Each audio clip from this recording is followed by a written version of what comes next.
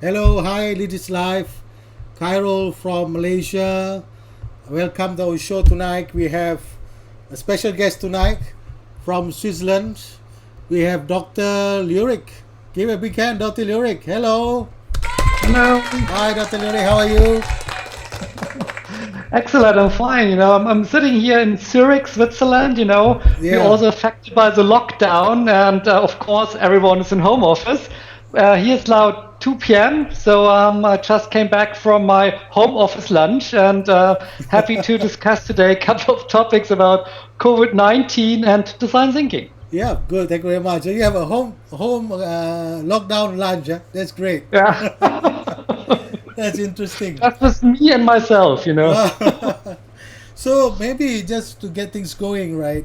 How is it like the lockdown or the in COVID in where you stay in Zurich?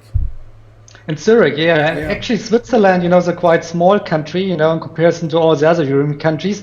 But we were heavily affected because we have the border to France, we have the border to Italy, we have the border to Germany, and a lot of transit were going through Switzerland, affected, of course, by COVID-19. So we have a high rate of people suffering under COVID-19. Hospitals are still okay.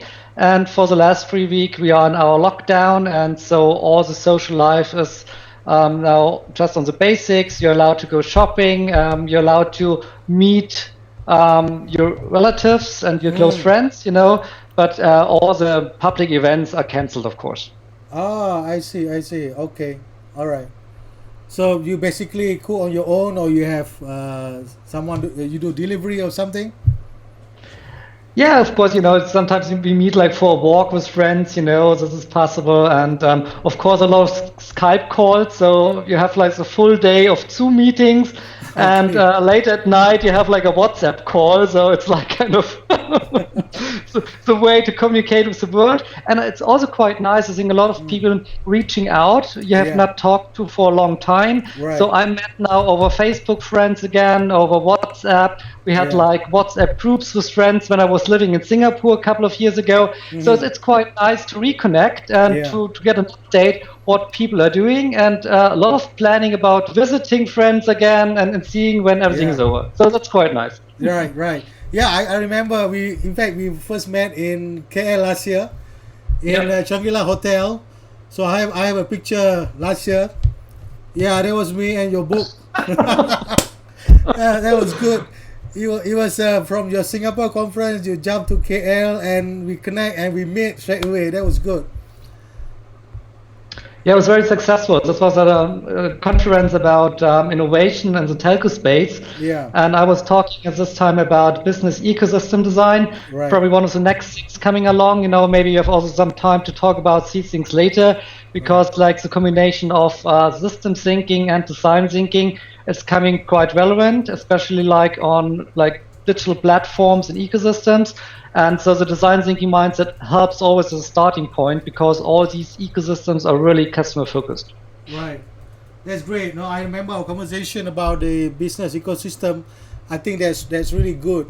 Now come back to the topic, Doctor.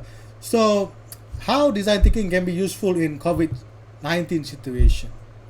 Because we know Okay. that the situation normally, design thinking is about innovation, something fun. But now we have a crisis, global crisis. Please, your thoughts. Well, design thinking is not always about fun, because I think there's a lot of wicked problems we have to solve, and we can apply design thinking for solving like political issues. We can reorganize like entire states, how they operate with design thinking, because these are really complex problems. And looking on a different kind of perspective into the problem always helps. So like a lot of techniques from design thinking, like reframing, having a lot of WH questions like why, how, what, etc., helps to identify what is really the problem. And then, of course, we can start to use all these brainstorming techniques to find new solutions. And especially now in this situation, we have to find workarounds, for example. So people stuck at home, they don't know how to collaborate with their colleagues. So we can use like techniques related to benchmarking, what are other industries are doing, what does, like, for example, large organizations do to educate a lot of people with webinars or like recording videos about content. So we can use all these things existing already and applying them to our own situation and problem. And this really helps them to find solutions also in COVID-19. And on the other hand, sometimes it's also quite nice to have like a different conversation with people, about how they feel, how they interact with each other. So the way how we collaborate, might be also kind of different, and we're asking different questions and also have to apply kind of different leadership style. So all these things together, gives a lot of opportunity to have also experiments, how it might work in the virtual space. And this is all design thinking, right? We're looking into problems, we're looking into new ideas, we experiment with new situations, and of course, after testing them and we are successful, we can implement. And so this is kind of COVID-19 is like radical collaboration and finding a solution for actual problem existing in the space. Yeah, good. I like that explanation. Just to recap a little bit, you mentioned about a reframing technique, the 5 W's, what, why. Yeah, that's some of the technique. And I like the part you mentioned about the benchmarking technique, where you try to benchmark how others are doing in other industry or other companies, right? Now, I want to build more on the benchmarking, right? So you see, there are some countries, even in Malaysia, we have some shortage of the mask, for example, Exactly. the protective equipment, PPE, for example, right? And I see on Facebook there are a lot of people going into 3D printing, quickly prototype and produce. Can you comment on that? It's very fast, So maybe can you comment, build on that a little bit, Doctor? I really like that people are pragmatic on these things, finding like solution to do and apply 3D printing for masks, and sharing like also experience how to build these masks. I think it's quite important. But I think more important is like how we can benchmark and learn from other countries around the globe, and especially like coming back to Europe, it feels like that every government in Europe is reinventing the wheel, And I mentioned before I was living in Singapore, and it was actually at the time SARS was all around us, and they had really good actions and measures to put everything under control, And I'm wondering a little bit that all the states here in Europe, why is it not applying a little bit out of the learnings from other governments, how to make it a little bit better. And when I look to the US or the England at the moment, Right. They are really starting from scratch, reinventing the wheel, and a little bit of benchmark, learning from each other, see what works in other countries helps, to be quicker with your solutions. And one of the things in design thinking is, copy and paste is allowed, right? That's what we do all the time. We look what other groups do, we learn from other challenges, and we are applying like ideas others have created into our own problem space and our own solution space. And I really can encourage everyone, including governments, to look into the best practices, to benchmark what others do, and coming back with like really good actions and measures for solving this crisis. Yeah, good. I like the part where you mentioned some of the case studies from other government. Can you share a little bit more, something specific that you see really successful or going to a positive section in time of COVID-19, maybe from other countries in Europe?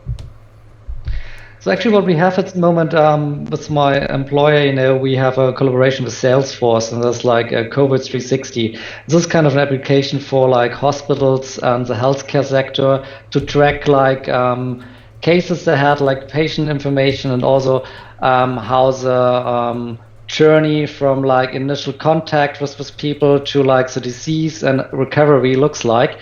And these tools are quite powerful, to track at least the current situation, and also to help to find a little bit kind of an transparent situation for all of us, knowing really how many people are infected, and this is something this could be easily implemented everywhere, but then of course we have regulations and we have a lot of other things to solve, and sometimes we also have to find quicker solution to apply to new situation with our regulations, because we can be really innovative, But in the end of the day, if we can't have the data at the right place, we can't look into patient data, we can't look into like tracking data from mobile devices, this gives not really the freedom to create something effective. So it's both, it's an innovative part, but it's also on the part of the regulator, to be open and to apply to these things. Right, great. So you mean that currently that those kind of solutions like tracking patients, use of the journey map, those are some of the cases. How about something that you see radical? Is there anything that you want to share with us?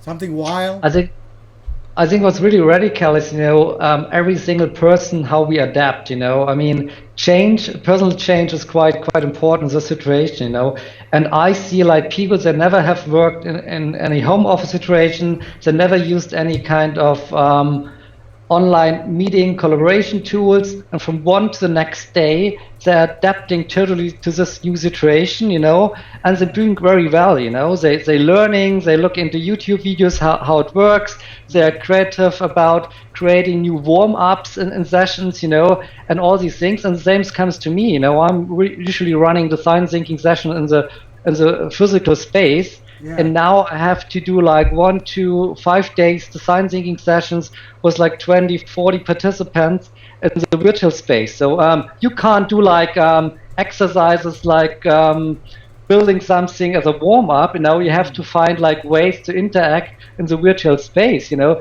this makes it kind of unique, and it's also forced myself, to find new solutions. And I'm experimenting with a lot of things, breakout sessions over Zoom, looking into Mural to do like whiteboard and design thinking, brainstorming sessions. And when it comes to like building physical prototypes, this is probably the hardest part in any virtual environment. If you have to build something, of course you can build something digital and collaborate, but if you like to build a physical product, in the virtual space, this is really a challenge at the moment, and then maybe you also have to find solution to do so if this goes for a longer time. Right. I thanks for bringing that topic up. So how would you prototype? I mean, what do you use maybe with your engagement to prototype in a virtual environment? Yeah, this is basically what I mentioned before. That's kind of hard to do. So what we use, people sketch something, for example, and the sharing later on the whiteboard sessions. Sometimes we say people should come together like in smaller groups building something. So you're still allowed to meet like with 2, maximum 3 people. So it's still possible. And then it's always good to make a picture of things and share it again with your community online. Right. And this helps at least, to look into things. When it comes to like interacting with customers, you can do the same thing. You can do like online A/B testings to find out about single function experiences. Of course, you can have like also meetings, online meetings, to show people something. Of course, a little bit different than from really interacting with them, but at least you get a feeling because, with video conference, you can see how people act, how they look, how they answer, also get all the feelings because, you can see from their eyes, and from their gestures, how really they like the solution or not. Mm-hmm. Right. So in your understanding, right, I just want to get, because in design thinking, I want to sidetrack a little bit. In design thinking, there are many versions of so-called definition, right? So for you, Michael, what is the design thinking definition for you personally?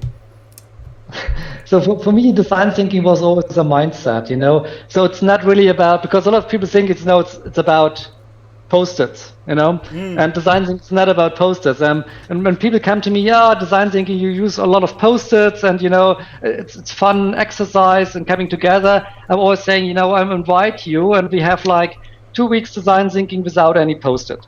And this is something, I'm really encouraged to say, design thinking is a mindset, and the mindset has different kind of ways how we collaborate, how we interact, how we engage with problems, and how we actually using like the design thinking process as a reference where we're standing at the process while we're doing so.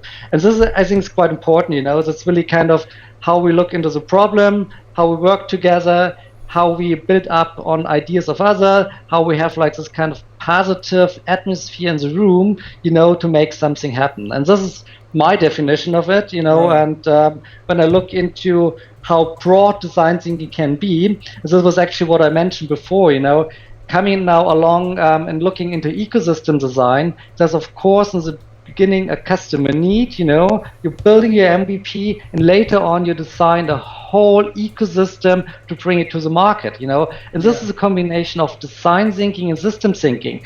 And this is something we should really open up for, saying, it's not just design thinking, it's also about looking into systems, especially like into complex systems when it comes to ecosystems. And this makes it kind of very unique. You're applying different kind of mindsets, different kind of thinking behaviors, when you apply the right thinking at the right time to solve the problem. And this is what I think it's the best definition about it. Right. I realized that design thinking got really a revival the last 5 to 6 years with the digital transformation. So I think the design thinking mindset was really kind of the way to look into the customer needs, to changing customer needs, and also to build something really agile and radical. So all things we see at the moment about agile collaboration and Scrum and all these things. Basically, they're using kind of the design thinking mindset, using iterations, and applying these methods and tools we have there, to bring something to the market. Right. Doctor, I like to build on the thing you mentioned about collaboration, right? So in the situation like COVID-19, you need to collaborate with a lot of people that sometimes you don't know. But most of the people, you don't know them. You don't know the supply chain. So what would be your take in this kind of situation? Because we need to save the patients, but we need to collaborate at the same time. But this people we don't know how best to approach in that kind of situation. Well, how to approach, I mean, if you have to collaborate with like new people, I mean, it's always kind of good to learn about what's the people all about, And what I use usually in design thinking is the HBDE profile to look into like the left and right brainer of orientation, and you have like these 4 quadrants telling a little bit how people are using to have the communication styles ready to look into things and how to solve problems. So for my example is, I'm really kind of a analytic blue. Green kind of style of person, and knowing, what kind of personalities are in your teams to collaborate helps a lot, how to speak with them, and how to interact. And of course, also for the virtual design thinking sessions, for me, it's quite important to understand a little bit more also on the personal side. So sometimes, if you start new sessions, I ask them, show us in your home, show where you're sitting at the moment, or show us your your 10 last picture on your smartphone. What was the last thing you captured, as a screenshot or photo, and usually you get kind of a personal information about people because they have a picture of their cat, maybe, with the family, and then basically a little bit better about the person as well. And I think especially when we're now collaborating with new people in the virtual space, it's really important, to have also a human touch, because otherwise all of us have like this kind of virtual backgrounds in Zoom, sitting in front of big waves and big grass, and actually finally it looks more like you're talking to a robot, not a human anymore, So don't leave out this personal side, Sometimes also quite nice to have like also kind of an apéro session, kind of having a beer together, after the session, and having like a breakout session for personal chats. So everything you can learn, on the personal side of people helps really for interacting and knowing your team better. Right. So that is one way to get to know your team, where you have, I like the tools like have a personal chat, have a pep talk, understand their profile, understand their background, right? So that's one way how you can work in the team. And I think another way is to add to that is to have a lower expectation. I think it's also good to have a balanced view, because in times of crisis, for example, we have to lower our expectation to people, because if we have too high expectation, then we become frustrated if it's not met. What do you think about that? Yeah, you're totally right. A lot of us, have to deal with a totally new situations. Kids are at home. We together with our families entire day, and I think this is like what I usually say is kind of a holistic view on our work-life integration. You can't separate work from your personal life at the moment because everything's interconnected. So if you have like a lot of stress with your kids from homeschooling, if you're stressed out with your wife, because you're really close together now and you have issues to solve, this will affect your work style as well. And so I think you have to be really balanced with everything, and you should really start working on these things. And what I introduced last year here in the German speaking part is design your future. This is kind of applying design thinking for your personal life. And what I use like design thinking techniques and strategies for your personal life to really see how you can change what you do at the moment. And this could be like something related to your family, something related to your job situation, related to your health, and many other things. So starting and using like the design thinking mindset to reframe, your current situation, to start working with your family members on solving the problem, to create like together new solutions also helps in this situation at the moment. It's not just business, it's related to everything we do every day, and we should really look into like a holistic way into the whole situation we have at the moment. Right.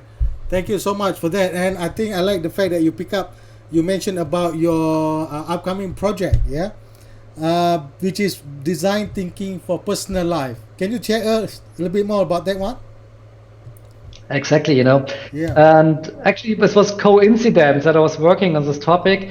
I got a request from my publishing house here in Switzerland, and they were saying, Michael, we have like a kind of series of notebooks, with a little bit of text and a lot of empty pages, and we like to bring it out last year for Christmas, and it would be nice, if you have like 20 pages about design thinking, and then it's kind of a notebook for business people. And then I was going back and saying, actually, it's not appropriate to just make another book with a little bit about design thinking for business people. It should be design thinking for your personal life. So I started to writing like 20 pages, I handed it in to the publishing house, and they came back and saying, Michael, that's great content, let's make a book out of it. So that's sometimes how it happens, and that, oh well, could be okay, but I don't have time. And then I really started, working for 9 months on this book project, and now it's really kind of a workbook, having kind of design thinking methodology, looking into like the positive side of thinking, and looking also like into the systemic view about human beings and our society. And this is now really nice because we created also kind of online sessions for Design Your Future. And last year in the trial run we had already like over 200 participants, and the idea was having a beta version with 15 participants. So this is quite nice, and this technique, also helps you to learn about the design thinking methods, and later on to applying them into your team and into your organization, So kind of you're using it for your personal change, you're applying it for your team, and you're changing the entire organization bottom up with a new mindset. And at the moment, I have a lot of large organizations. They're actually asking, to train like individual people in the organization with Design Your Future, that they apply the mindset, that we can really transform the companies. And this is a different way than from the old way, where we did like big change programs, top-down driven, trying to change the behavior and the mindset of people. Now it's more like, you're going back to your team and you're applying what you've learned for your personal life. And actually, I have that's the German version, that's from the new book. Wow, and this one nice. will be also in English, called Design Thinking Life Playbook. In Germany, it's a different title, but the English one is Design Thinking Life Playbook. And when you look inside, there's like kind of this idea of having this really total view on how things come together, related. So the mobile is kind of the way of looking into how everything's interlinked, Right. Well, and that's nice. That's the design thinking process, it's really quite nice. Right. Yeah, one thing I really like about your book, one is the content is really nice, it's really compact. and I like the graphic images. It's just so lovely. It's colorful. It's really have, I can see a lot of effort, a lot of love being put in that kind of graphic. Thank you for mentioning this. And this was actually when we started to create the first book, the design thinking playbook. This was kind of a inner fight with myself, coming from the academic side of research, publishing a lot of papers about design research, and having like strict academic writing, transform the content, from state-of-the-art research in something everyone understands, with easy to understand visualizations and text, This was basically the biggest challenge for me, to producing this book. And for all the books now, we design every page, So every double page is always a relation between visualization and written content, And this makes the experience quite good. So those kind of, you really get what's behind. And for all the other books, we applied the same methodology. Yeah. So I would like you to share also about your book, your new book launching, the Design Thinking Toolbook, right? Yeah, design toolbox, yes. Toolbox. All right. Share with us a little bit.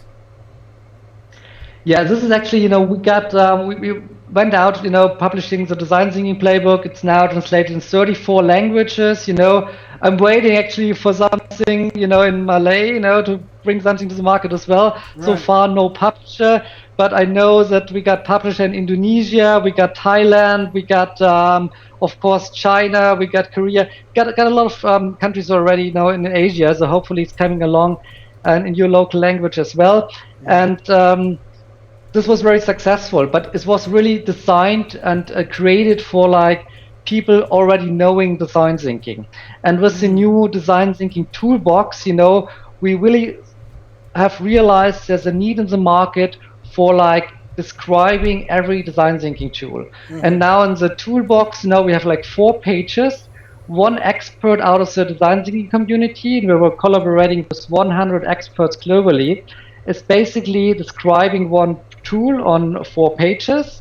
And the best thing is there's like a link, to a web page, and you can download the templates. Okay. So with the templates, basically, you can print them on a 0 or a 1, and then basically hang them in the space, and you're ready to do your design thinking sessions. And with 50 templates, you're probably equipped for like 14 weeks design thinking. Or you just pick a couple of tools to do like a session within 1 week. So what we did as well, we created like a matrix, what kinds of tools you should use in 3 days, what kind of tools you should regularly use on a 5-day design challenge. So it's much easier then to facilitate, and especially for people who are doing the first time design thinking, that I get a little more guidance about how to use these tools in a proper way. Yeah. And still the flexibility, because we know in design thinking, you don't have like a fixed agenda. You're coming along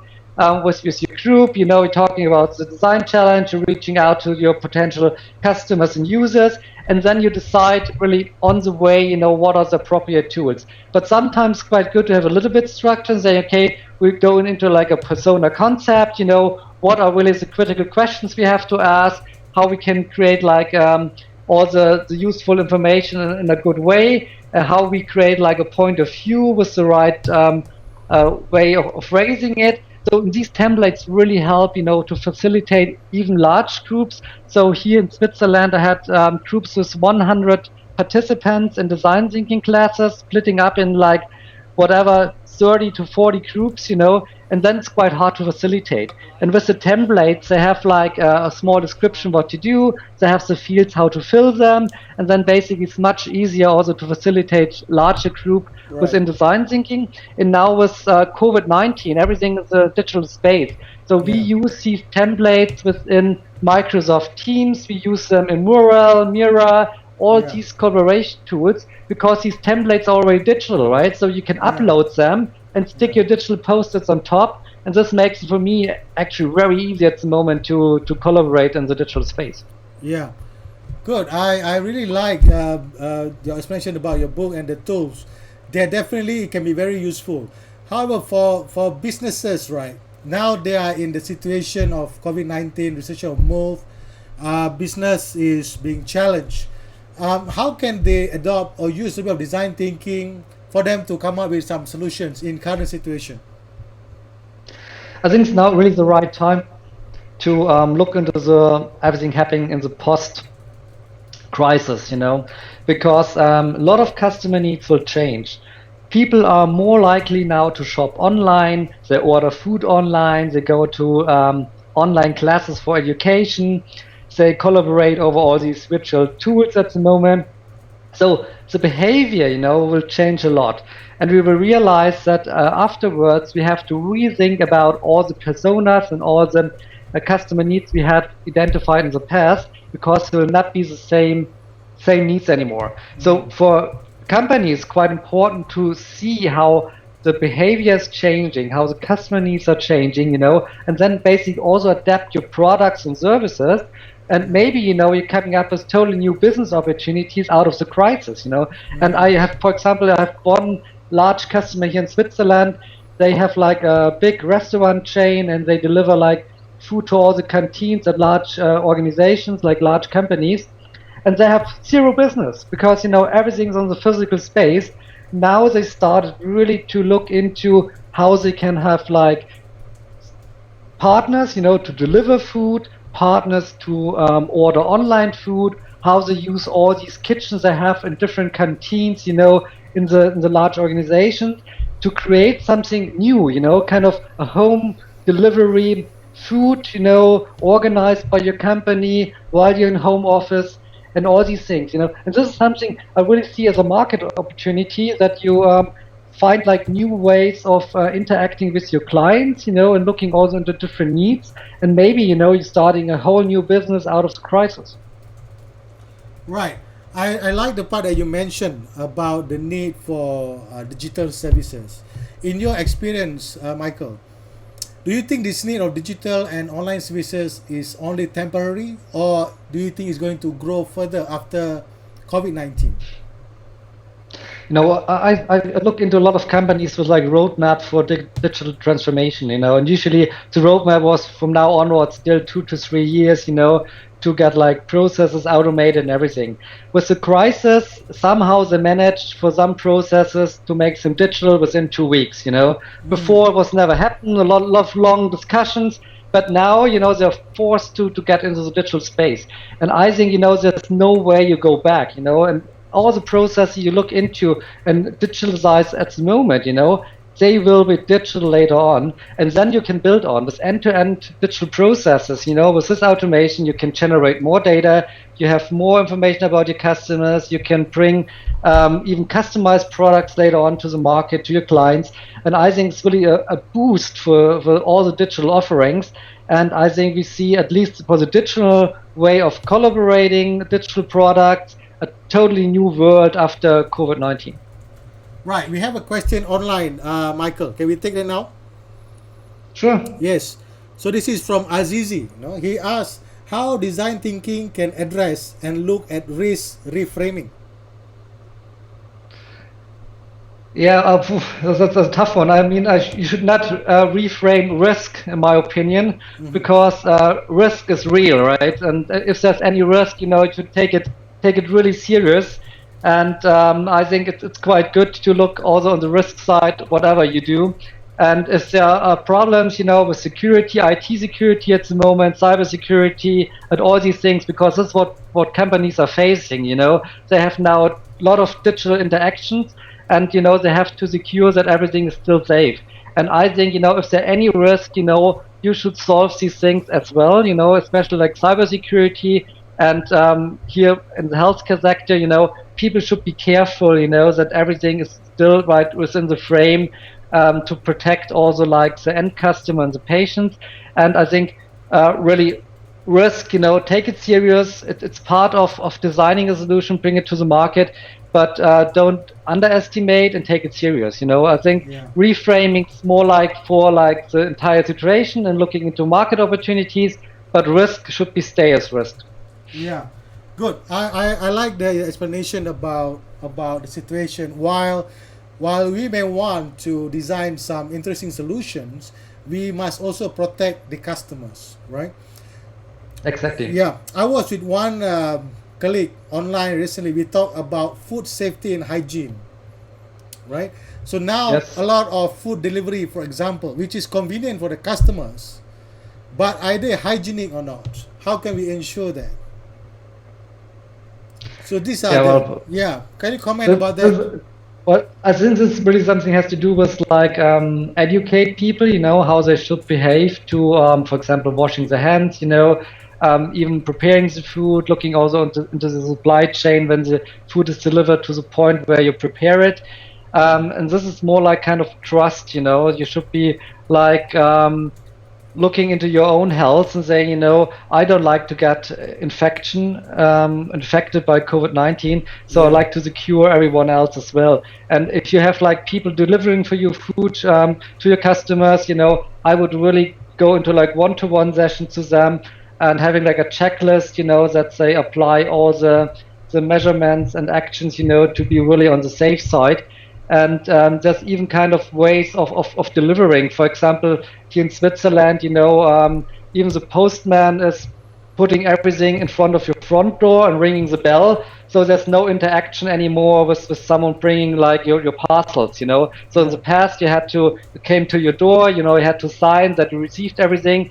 And now it's more like kind of, they give you notification, your parcel has arrived, and you pick it up by yourself, but there's not really kind of a physical human interaction and handing over anything. And yeah, these are the smaller things, and if you look into the entire kind of customer journey, from the yeah, preparation of the meal to delivery, and everything else, this could be really helpful, to make like a really nice process out of it with like less risks of having any kind of COVID-19 influence on it.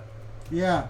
Good. Thanks so much. So I like the part where you mentioned about the example in Switzerland where the understanding or the definition of customer service now is the provider is showing how they want to take care of the customers, right?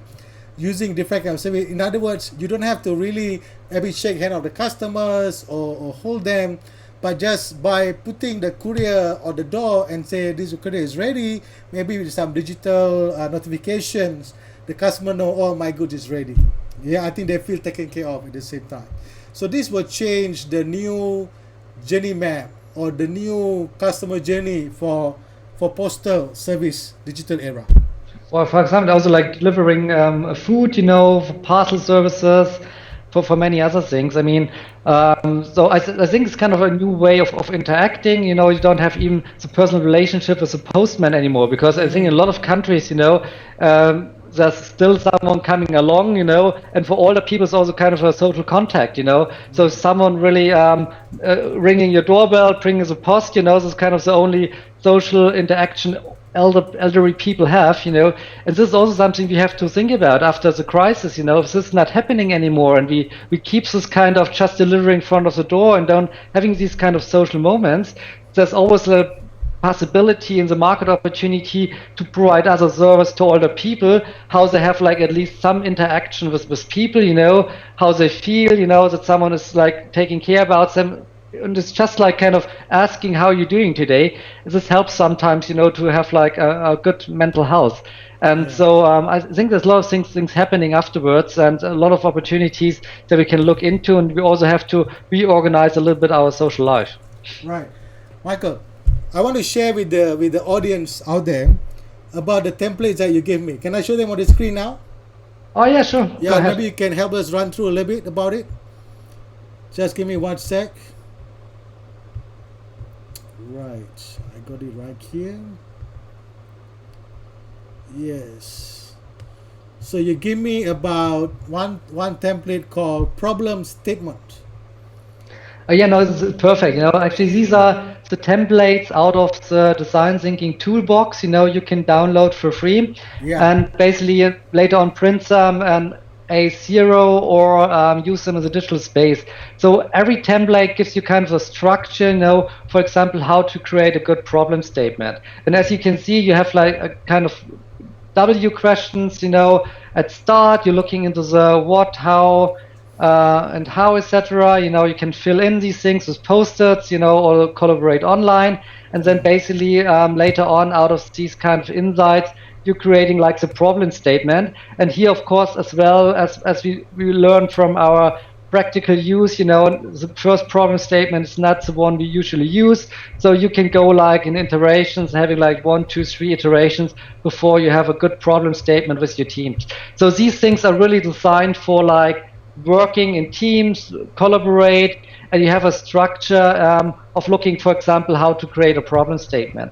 And like the whole toolbox has like 50 of these templates, you know, guiding you from the problem statement over the first way of observing the space, so IEO framework, for example, or basically using kind of a template to create how might we questions, you know, giving a template for different brainstormings, giving you a template for the business model canvas, or even giving you kind of ideas for looking into the entire roadmap, that you have a roadmap later on for implementing your solutions. So actually all these templates are part of the book. And on the 4 pages, these things are really explained, you know, why you're using them, how to use them, and also like out of the global design thinking community expert tips, you know, what they really do to make it happen, you know, how they engage with the teams and how to bring it alive, you know. Yeah. So on the screen right now is the problem statement. Now this is the design principles. Yes, it's also a quite nice template, you know, and I think it's also kind of needed because I really love to work with design principles because this gives like all the design teams a good guidance over the entire process, you know. And here again, you know, first gathering, you know, do like a brainstorming about the different principles you like to apply. Then you have like a pyramid and you're looking into what is really specific for the design challenge, the problem we like to work on. And on the buttons more like general principles. And then basically you do kind of a collection of the 8 or 9, whatever you like to have, design principles applying this project. And then basically what I do, I usually create like a big poster, you know, put them on the wall, you know, or send it in the virtual space now to all the participants, that everyone always has a reference point, you know, going back saying, you know, these are the design principles for our project, you know, this gives us guidance in the process. And I think for working with larger teams on design project was always very helpful, because if you don't do it, you know, people always are not secure about the next steps. And if you know a little bit about the principles, you can always say, you know, we had this reference point, this was how we decided for the next step, because this was agreed within the group and written down in our principles. Yeah. Can you maybe help us a little bit? What is design principles in definition? Well, our design principle could be really depending on the project, but for example, design principle could be that we design only something for a specific region, you know, saying, you know, we do something for the market in Malaysia, you know, or we're doing just something for Southeast Asia, or we're just doing something, or we do something globally, you know. And it could be also kind of a principle with regard to functionality, saying, you know, there might be one core function we really like to incorporate in our new solution, or it might be also one experience, and this could be everything, you know, as you say, you know, this is kind of some frame, you know, you as a designer and your teams can work in. I know, you know, design thinking gets crazy. I'm very happy about, you know, really open up your mind. But if some things are already clear from the start, you know, for example, a region, you know, or just for a specific customer segment, then really you can state it here, and this really helps then the teams to have guidance over the entire design thinking lifecycle. Right. Okay, that's good. That's a good explanation. In other words, it is like a frame and perimeter that you already know the scope of the particular user, for example. Is that what you say? Can you say again? Yeah, it is like a perimeter or a frame of a user that you want to work on. For example, yeah, exactly. Okay. All right. Now I want to show one more template that you gave me, which is the MVP basic, right? Yeah, this is also something, you know, everyone is talking about minimum viable products, and sometimes, you have to collect a lot of information, because the MVP usually comes a little bit later than the design thinking process. So you have your final prototype, and then you're in the process of writing down your specifications for the first MVP you really like to put into the market, and you test with your users. And again, this template helps a little bit really to put the core elements together. You get like information from the persona, you look into the top 3 problem and challenges you like to tackle, and of course the most important part within the MVP is the learn, measure, and build, or build, learn, and measure. And this really gives you the possibility to track all your learnings. And again, it's like gives you the structure, it has all the relevant questions ready to go. And so it helps your teams, if they're in the status of preparing, building, or really interacting then with the clients and the MVP, to have something at hand that can fill all these fields with information. And again, it's always the point about collecting, sharing with your teams, and deciding on the next steps. And you see, these 50 templates really cover the entire process from the design brief over the point of view to the final prototype, and even looking into the MVP or the part you like to implement something. And we have also quite nice template about the innovation funnel. Yeah. So we use like the methodologies from like problems, customer solution fit, etc., into the final solution, and you can track like all your projects basically within the template. So basically, everything needed, to run an innovation team is ready in templates and described to go for, Right. I really like, which I on your MVP template. I mean, it is like all in one, in one time, right? You have the persona, you have the roadmap, you have the customer journey use case, you have the challenges, you have the measure, the cost and schedule, the features. I think these are lovely. Thanks so much, Michael, for putting this for us to use. I think it's really but great. Actually, please share all these templates, with everyone participating. And when you get the book, there's like QR links on every related to every tool, and then basically you can also download these things for free, and they're ready to print in A0. They're good quality for printing as well. And there's like 2 options. This kind of the basic version, we usually use, or there's the premium version, giving like really details about every field you have to fill in. So it's like a description in detail, what to do, how to do it, how long it takes, and this really helps then the teams to work like also on their own. You don't have to go there every minute and tell them what to do. Right. Okay, you gave me a special template. I'm going to show you it in a short while, which is retrospective sailboat. What is that? Yeah, this is like one of the most important part in design thinking. Usually the design thinking process does not cover the part of reflection, and for me it's the reflection part the most important one, because it's all about learnings, about aligning with your team, aligning with your project, aligning with the design challenge. And retrospective sailboat really gives you like 4 quadrants to see, and to reflect what is really kind of the goal of the project, what's the vision we're heading to, giving you ideas about, what kind of impact we have with our solution, but also look like into kind of the challenges we have. And this really, in a team setting, helps, to see what was right or wrong, over the last 1 week sprint or 2 week sprints you did.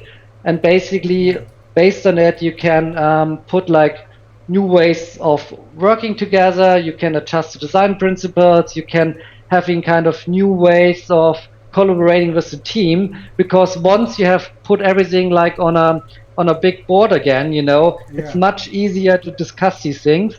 And I'm using these kind of lessons learned, or like the sailboat metaphor here, after every sprint. It doesn't matter what I do, if a 1 week sprint or 2 week sprint in design thinking, I'm always reflecting with teams and learn out of it, because that's the only way, to improve the collaboration within the teams.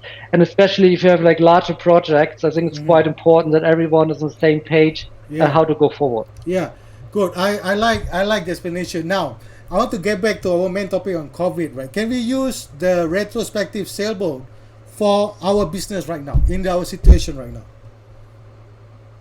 Oh yes, I think for me it's big. When I use it now, right now, my biggest learning is that design thinking is possible in the virtual space. And if you have been asking me like 1 year ago, Yeah. I would say I'd never do any kind of Zoom design thinking session, Exactly, because I this agree is with you. actually not how it should be. Yes. And now I was forced to do so because, Yeah. there were workshops planned, we had to get it done. And amazingly, it's working, we can also have this like in the virtual space, and it needs a different way of facilitating. It needs a different way of preparing. It needs a different ways how we apply warm-ups, for example. But in the end of the day, for like defining the problem statement, for exchanging insights, for putting point of views together, to do brainstorming, we can use it easily. I'm still struggling, in the phase of building physical prototypes. I have not figured out how we're going to do this in the virtual space properly. Of course, we can do it with digital solutions, etc. But this is a challenge. But again, for testing with clients, again, it's happening. I had interaction with clients doing these things, and it's possible. So this is kind of my reto looking back. What has changed over the last weeks, and last months being in this situation, and also a little bit kind of how we advertise what we do, because if you right now a facilitator for design thinking, usually everything is postponed. So I have a lot of friends of mine, they have like a little boutique in design thinking, and all the projects were postponed, And now it's really the time to help clients differently, saying, I help you to find the right tools to work and collaborate online, I help you to bring teams together in the virtual room, I help you to set up breakout sessions in the digital space. So you can help them first, to solve the digital problem, and then basically say, okay, now everything is ready. Now we look into this, what we have already planned to solve, this kind of problem you have already identified, or maybe, out of the new situation, a new business opportunity, saying, have you thought about solving your delivery problem? Have you thought about as new customer needs in the future? And there's a lot of market opportunities, a lot of things, where people now struggling, and we as facilitators and design thinking experts, we can reach out and help them to ask the right questions, to have the right problem statement, and to really, engage on a different level, helping to build up a different kind of relationship to work together in the future. Right. I really like their thoughts. In other words, while maybe this is just a template, but the design thinking and facilitators, experts, and coaches could help the business owners reimagine this back. Use a template and educate them and help them, right? And Exactly. and the good thing is also, as the design thinking professionals, we force ourselves to reimagine the delivery service that we need to do, right? So that's the good part. Now, I want to share with you the audience as well about the template that you give me, which is the agenda canvas. I'm showing you on the screen now. Yeah, this is actually something, I was never aware about, because, I running a design thinking session for 15 years. So, but there was a need in the market of people saying, how do I plan like a 5-day, 2 days, 2 weeks design thinking session with my clients? And then basically came up with also a very easy template. It's looking at the design challenge. You have a list of your participants. You look into all the admin you have to do, like room, catering, and of course, you also organize a little bit kind of the follow-up and the documentation of everything. So this is kind of a template you can also use now to collaborate and to work directly with your clients, saying, we do this together on the virtual space. We make like a kind of half-hour session to prepare the agenda together, and basically this template, you have all the right questions, to run later on the workshop. And when it comes to virtual agendas for design thinking sessions, the only thing I can really recommend, have more kind of breaks between, because 2 hours online, talking and having brainstorming, and it's really tough, you know. I mean, usually after 1 hour, you already kind of need a little break, you know, to step out for a couple of minutes and coming back. It's not the same thing like being in front of a real whiteboard and working together. Yeah. So the digital part is much more intensive, you know. If you do like an 8-hour session design thinking, for me it's too much, you know. Usually what I do maximum like really working 5 to 6 hours, you know, with plenty of breaks between. And then there's maybe a kind of parts that people reflect and do like brainwriting, coming back, you know, also kind of not sitting in front of the monitor, you know, not in front of the laptop. They might go then to the kitchen table at the moment, do a little exercise, you know, and then they're coming back in front of the monitor. So in the virtual space, you know, you need more breaks, you know, and don't expect that people can stand 8 or 10 hours in front of a monitor. Otherwise, you know, it's not really fun anymore. You know, you're getting really kind of exhausted. You know what I mean? Yeah. Right. I totally agree with you. In fact, my current session as well is between 5 to 6 hours, or mostly about 4 to 5 hours. And I could imagine after 1 hour we have more of a cut short break. And then some people may not have the laptop or internet connection that's really well, or mobile is really well, and some of them working from home. No, they have kids, they have space issues and all that. I totally agree with you. Yeah. So now I want to ask you post-COVID question. After the COVID, God willing, touch wood, we hope the COVID will be over soon. Do you see post-COVID situation, is it still too late to adopt design thinking as part of their transformation? What do you think? No, I don't think. No, it's exactly the right time, you know, because I think every time change is happening, you know, there's opportunity for new market opportunities, you know. Hold on. You know why I asked you know why I asked that? You know, it's normal during the SARS financial situation, and human is like that. Whenever we face problem, we will ask we tell ourselves, oh, I should have done this, I should have done that, right? Then the problem is over, oh, forget about it, it won't happen again, right? So they take their time again, go back to their old self. They don't take any action. Now, that's why I asked you the question, post-COVID, do you foresee things going to change? Is it too late to adopt design thinking or any sort of innovation tool to transform their business? No, I think we will continue to transform, you know, and I think even in the future, you know, we will see new technologies coming along, changing how we interact and what's coming along, you know. I think it's even more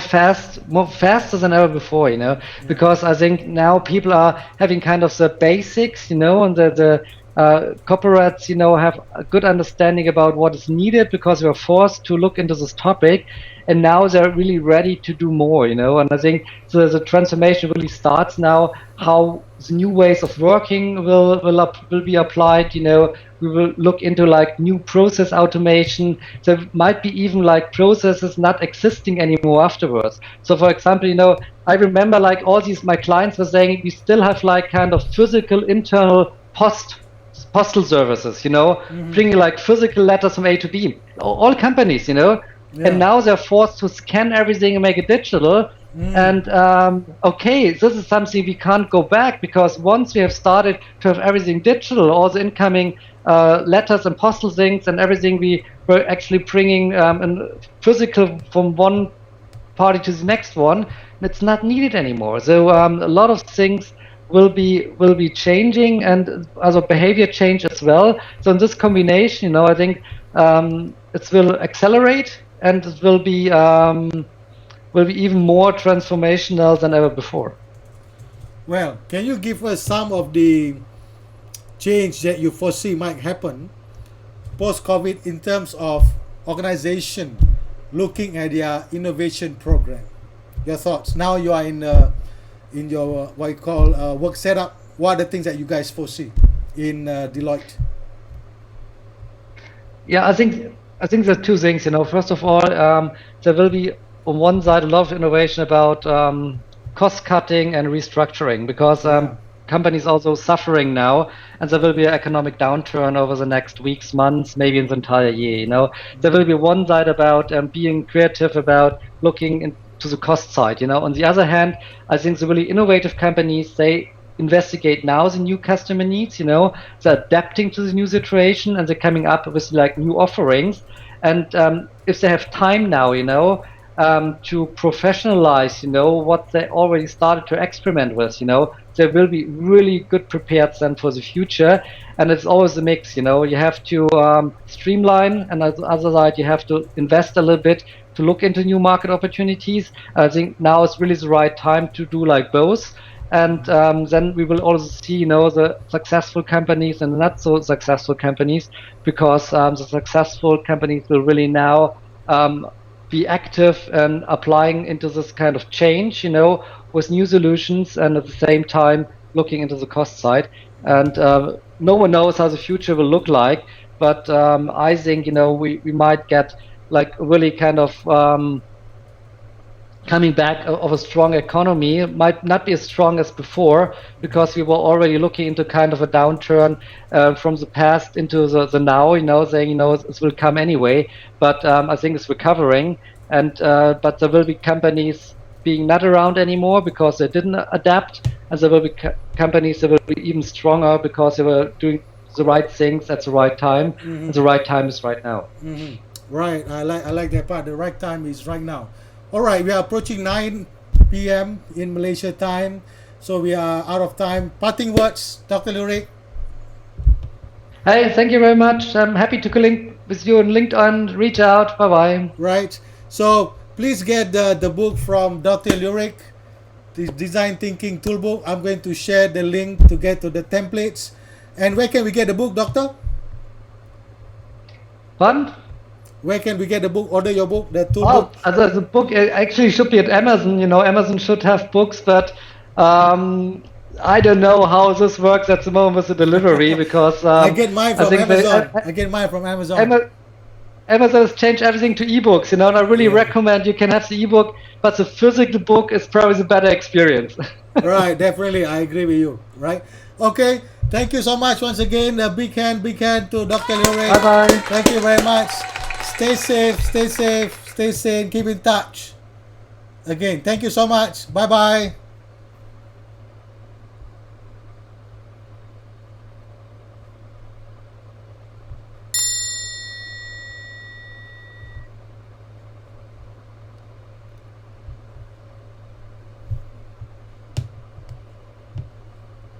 Okay, all right, thank you. All right, thank you so much, Dr. Lurik. That's it. I hope you enjoy the session, and I'm going to share with you the link later on in the comment. And for you, if you have any other questions, do let me know. We're happy to reach out. We're happy to respond to you and look into our design thinking program as well. See you again. Bye. Good night.